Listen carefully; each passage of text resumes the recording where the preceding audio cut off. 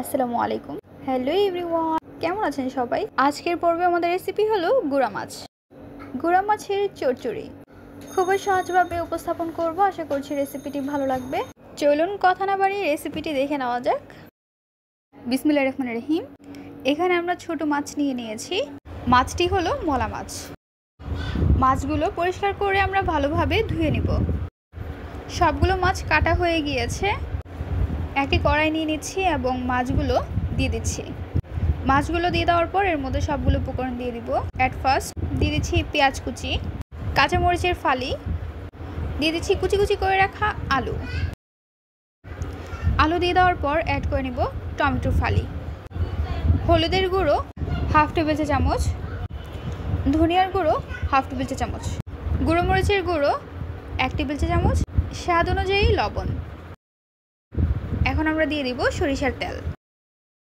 পরিমাণ অনুযায়ী সরিষার তেল দিয়ে দেওয়ার পর হাত দিয়ে ভালোভাবে সবগুলো উপকরণ মাখিয়ে নিতে হবে। ভালোভাবে মাখিয়ে নিয়ে নেওয়ার পর এর মধ্যে আমরা দিয়ে দিব পরিমাণ অনুযায়ী পানি। পানি দিয়ে দেওয়ার পর আমরা ঢাকনা দিয়ে ঢেকে চুলায় বসিয়ে দিব। চলে আসলাম 3 মিনিট পর। ঢাকনাটি উঠিয়ে নিচ্ছি।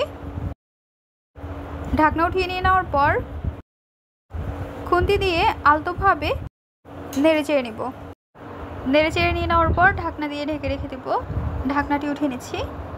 দেখতে পাচ্ছেন বলক চলে আসছে। এখন আমরা এর মধ্যে দিয়ে দিচ্ছি ভাজা জিরের গুঁড়ো অল্প পরিমাণ, দিয়ে দিব ধনিয়া পাতা কুচি, চারপাশে ছিটিয়ে দিয়ে দেওয়ার পর ঢাকনা দিয়ে আবারও আমরা ঢেকে রেখে দেব।